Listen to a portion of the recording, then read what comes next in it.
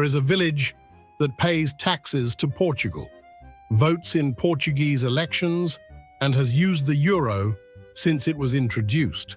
And yet, if you check the actual geology beneath its streets, that village is not standing on the European continent at all. It's standing on North America.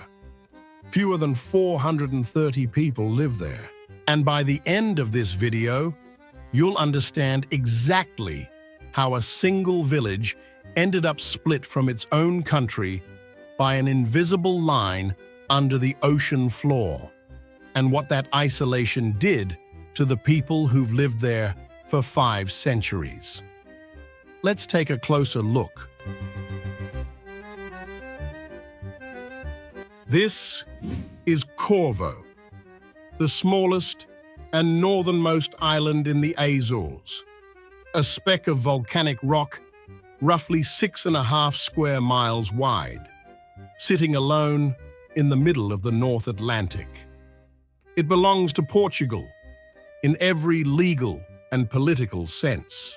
But stay with me until the end, because there's a genuinely strange geological fact about this island that most of Portugal itself doesn't know. And it's only the beginning of what makes Corvo one of the most unusual places in Europe.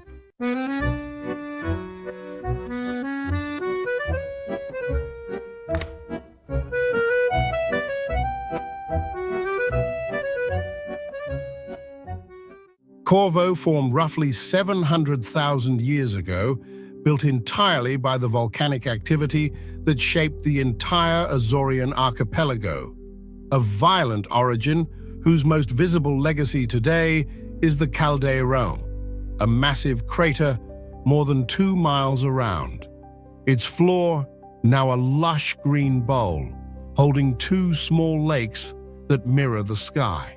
Portuguese navigators, sailing under Prince Henry the Navigator's exploration campaigns, recorded the island in the 15th century, and permanent settlement began shortly after, with colonists cultivating grain and raising the hardy sheep that would define the island's economy for generations. What followed was centuries of a genuinely unusual land arrangement. Corvo, like other outlying Azorean territories, was granted by the Portuguese crown to noble families and later to the church, and the small population that actually lived and worked the island did so as tenants, paying rent not in currency, but directly in grain and livestock, to landlords who, in many cases, never set foot on the island at all. This system, remarkably, persisted in something close to its original form well into the 19th century, making Corvo one of the last places in Portugal still operating on an arrangement that looked, in almost every practical sense, like medieval European feudalism. Isolation shaped everything else about Corvo's early history too. The island's position on major Atlantic sailing routes meant it occasionally saw passing fleets and, according to persistent local law, the attention of privateers and Barbary corsairs. Its small population living for centuries with the periodic threat of raids from the sea, and virtually no ability to call for outside help if one arrived. What's remarkable is how little of that isolation actually eased with time. While the rest of Portugal, and even the rest of the Azores, moved steadily into the modern world, Corvo remained locked in a rhythm that would have been recognizable to islanders from centuries earlier, a pattern that didn't meaningfully break until shockingly recently, which is exactly where this story goes next.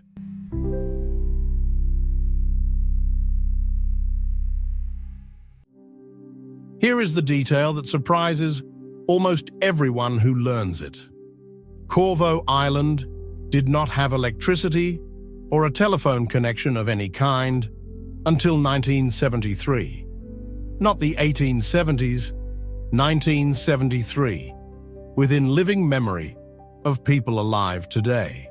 Before that year, if someone on Corvo needed help from the outside world, the tools available to them were radio, when it worked, or smoke signals sent toward the neighboring island of Flores, roughly 12 miles away, in the hope that someone there would notice and respond.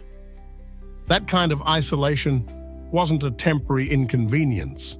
It was simply what daily life on Corvo meant, generation after generation, in an era when most of Western Europe already had electric lighting, telephones, and modern medicine widely available. Corvo's remoteness, even within an already remote archipelago, placed it on a different timeline entirely from the country it legally belonged to.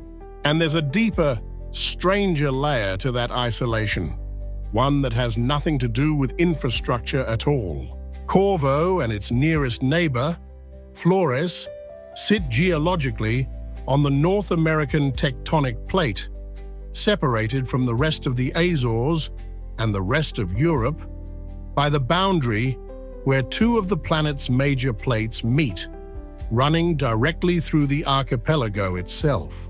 In the most literal geological sense, this makes Corvo the only Portuguese territory located in North America rather than Europe, even though nobody living there has ever needed a passport to prove it.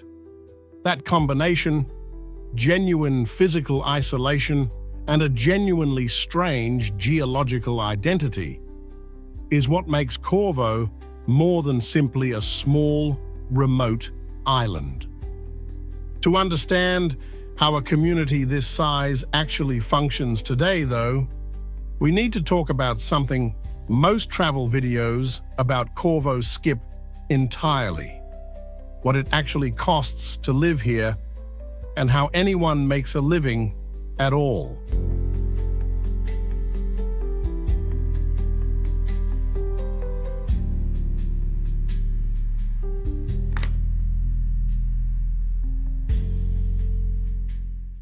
Corvo's economy today still runs, in large part, on the same activities that sustained it for centuries.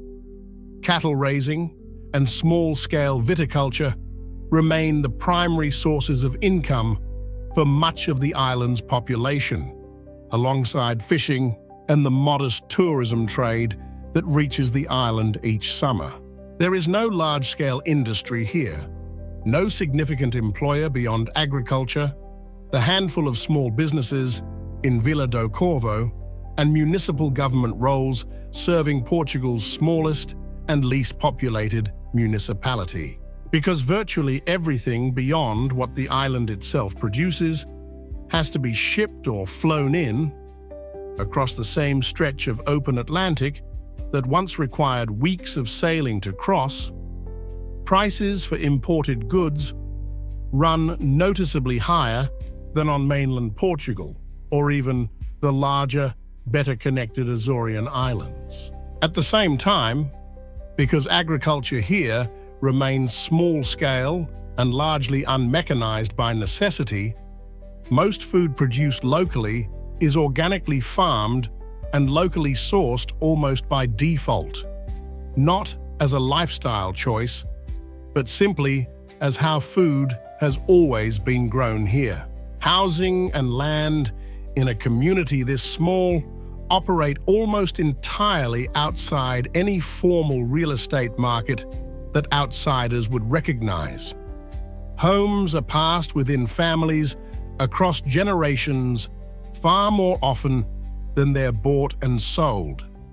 In a village where, as locals often note, you're likely to be personally acquainted with a meaningful fraction of the entire population within days of arriving. It's an economy built for self-sufficiency rather than growth, on an island that has never had the population or the infrastructure to support anything larger. And that same small population is precisely what makes Corvo's community function the way it does. Which brings us to what daily life here actually looks like.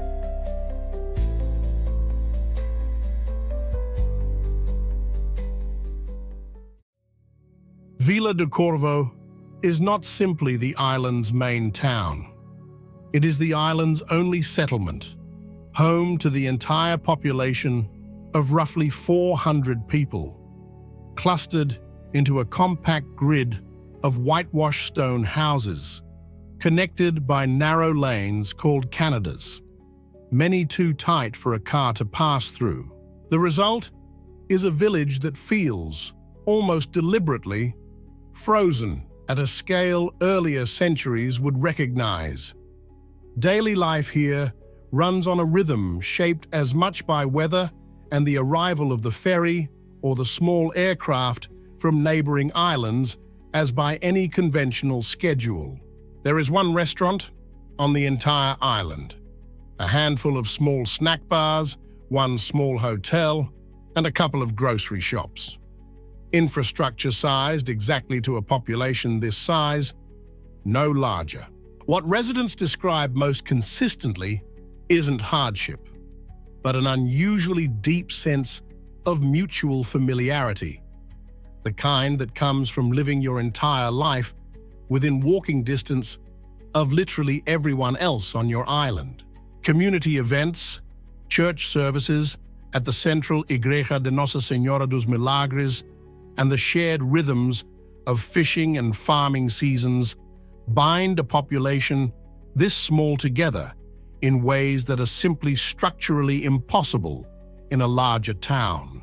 That closeness has a cost, though, one tied directly back to Corvo's extreme isolation, and it's a cost that has shaped the island's population more than almost anything else in its modern history, which is exactly where we're headed next.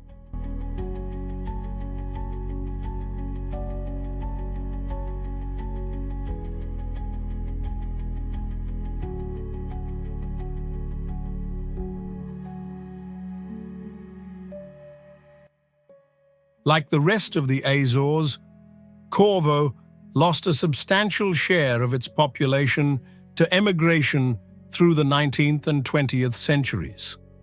Families leaving for North America, particularly New England and parts of Canada, in search of opportunities that an island this small and this isolated simply couldn't offer. For many Corvo families today, relatives in Massachusetts, Rhode Island, or Canada are as much a part of the island's story as anyone who stayed.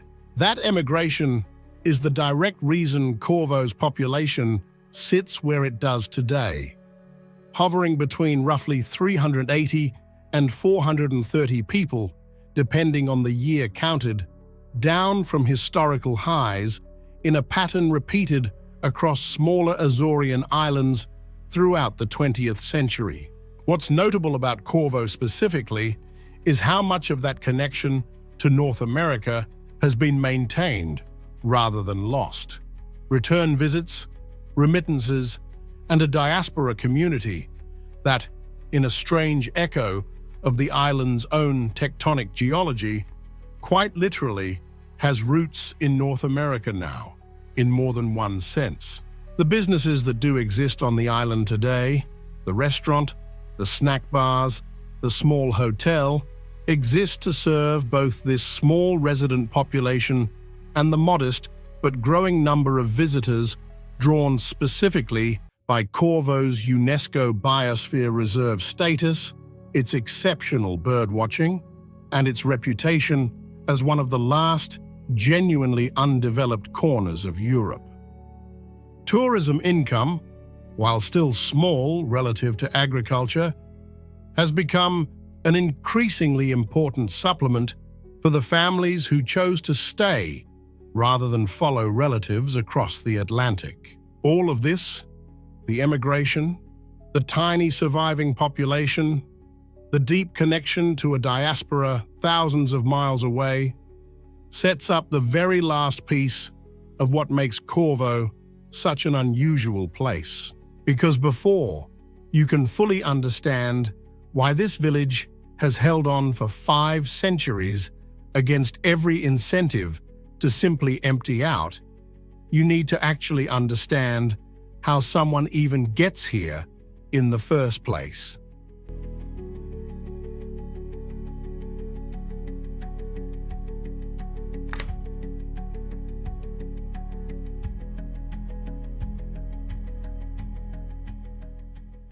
Reaching Corvo today is dramatically easier than it was even a few decades ago, but it remains, by any European standard, a genuine undertaking. There is no direct route from mainland Portugal. Travelers first fly or sail to one of the larger, more developed Azorean islands, typically Faial or Terceira, before catching a connecting flight to Corvo's small airstrip, one of the tiniest commercial airports anywhere in Europe. The alternative is a ferry from the neighboring island of Flores, a roughly 12-mile crossing across open Atlantic water that, depending on the season and weather, can range from a pleasant short hop to a genuinely rough passage. Both routes, the small plane and the ferry, are weather-dependent in a part of the Atlantic known for sudden, unpredictable conditions, meaning that even today, a trip to Corvo can mean days of delay if the weather doesn't cooperate. Once you're actually on the island, there's effectively one place to go: Vila do Corvo itself, since it's the only settlement on Corvo's entire 17 square kilometers. From there, the rest of the island, including the Caldeirão crater and its hiking trails, is reachable on foot or by the handful of local vehicles that navigate roads built for a population that has never needed more than a few of them. It's a level of difficulty that keeps Corvo firmly off the route of casual, spontaneous travel. You don't end up here by accident. And that filtering effect, more than anything else, may be the real reason Corvo has managed to stay recognizably itself while so much of the rest of Europe has changed beyond recognition. A handful of details about Corvo tend to surprise people more than anything else about the island. It holds the distinction of being the only municipality in all of Portugal that by law has no civil parish. The smallest administrative subdivision used everywhere else in the country simply doesn't apply here because the entire municipality is small enough to be governed as a single unit. The island's traditional windmills, a handful of which still stand near the old waterfront by the airstrip, are a direct physical remnant of Corvo's earlier grain-based economy, built in a style with clear roots in the Flemish settlers who influenced construction across several Azorean islands centuries ago. A small architectural echo of trade connections that once linked this isolated Atlantic outpost to continental Europe far more than its modern isolation might suggest. The small Casa do Tempo Museum in the village walks visitors through both the island's volcanic origin and its human history, all housed in a building sized appropriately for an island where nothing, including its museum, has ever needed to be large. And despite its remoteness, Corvo's Caldeirão crater and its surrounding waters have made the island a serious destination for birdwatchers, who travel specifically for the chance to spot rare vagrant species blown across the Atlantic that turn up on Corvo, quite literally, more often than almost anywhere else in Europe. Perhaps the strangest curiosity of all, though, is one this video has already told you and will finish explaining shortly. An island this thoroughly, legally Portuguese sits on ground that, geologically speaking, doesn't belong to Portugal's continent at all.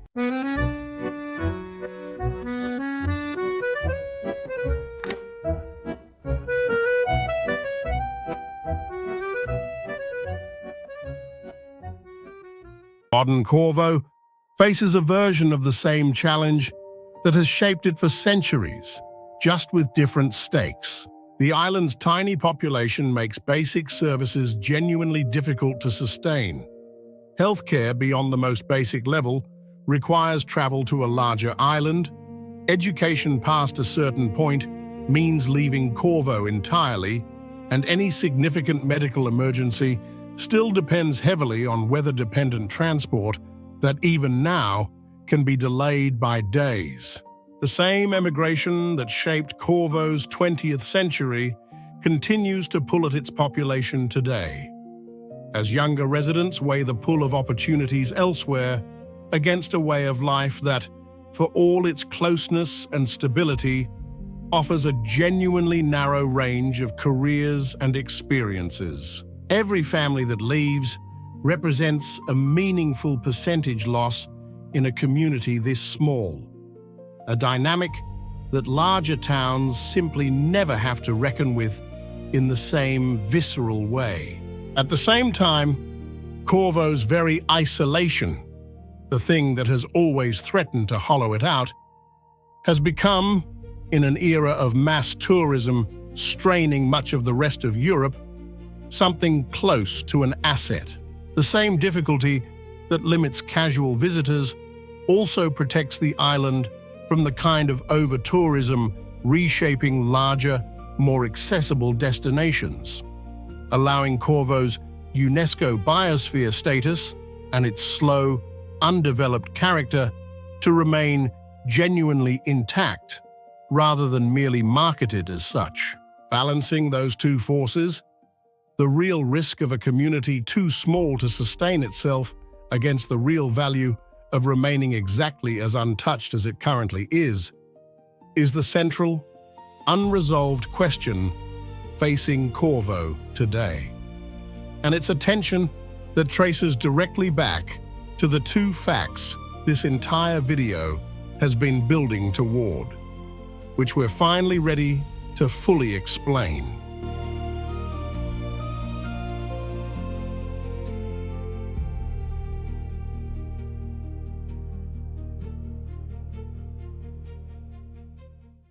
Ask residents of Corvo why they've stayed on an island this small, this isolated, and this limited in opportunity, and the answers tend to circle back to the same handful of ideas. An unusually deep sense of belonging, a level of mutual trust and familiarity that simply isn't possible at any larger scale, and a genuine attachment to a landscape, the crater, the coastline, the open Atlantic horizon, that residents describe as fundamentally shaping how they see the rest of the world. There's also something to the island's 5 centuries of stubborn continuity itself. Corvo survived under a near-feudal land system into the 19th century, survived without electricity or telephones until 1973, survived the 20th century's wave of Azorean emigration that emptied out comparable communities elsewhere. And through all of it, a core population has simply kept choosing to stay, generation after generation, on an island that has never made staying easy. That resilience connects directly to the strangest fact about Corvo, the one this video promised to explain from the very first line. Because the reason Corvo has always felt just slightly apart from the rest of Portugal, geographically, historically, administratively, turns out to have a genuinely literal geological explanation, one most people, including most Portuguese citizens, have never actually heard. It's time to finally tell you exactly what that is.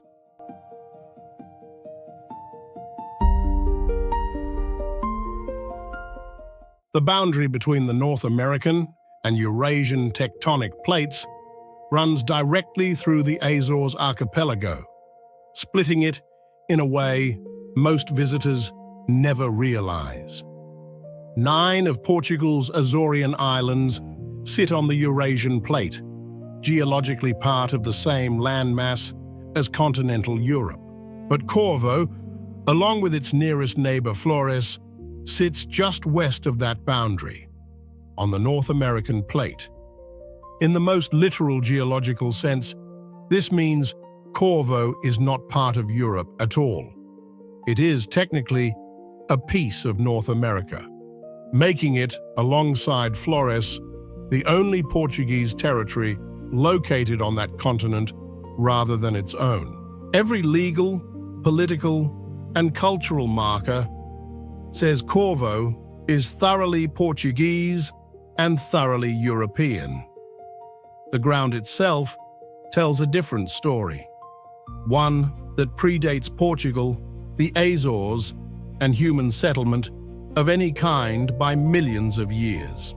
It's a strange kind of fitting irony for an island that has, in every other sense, always felt like it existed just slightly outside the rest of its own country, governed under a feudal system centuries after the mainland had moved on, living without electricity decades after the rest of Portugal had it, reachable only by small plane or open water ferry long after most of Europe had highways connecting every corner of it.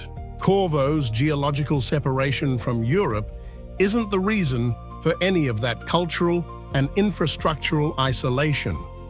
But it's hard not to notice how closely the invisible line beneath the ocean floor mirrors the very real distance this island has always kept from the rest of its own continent. 430 people, give or take, live today on a piece of ground that belongs on paper to Portugal and belongs in the rock beneath their feet to an entirely different continent. It might be the single strangest fact about any inhabited place in the whole of Europe, and almost nobody outside this tiny island has ever heard it.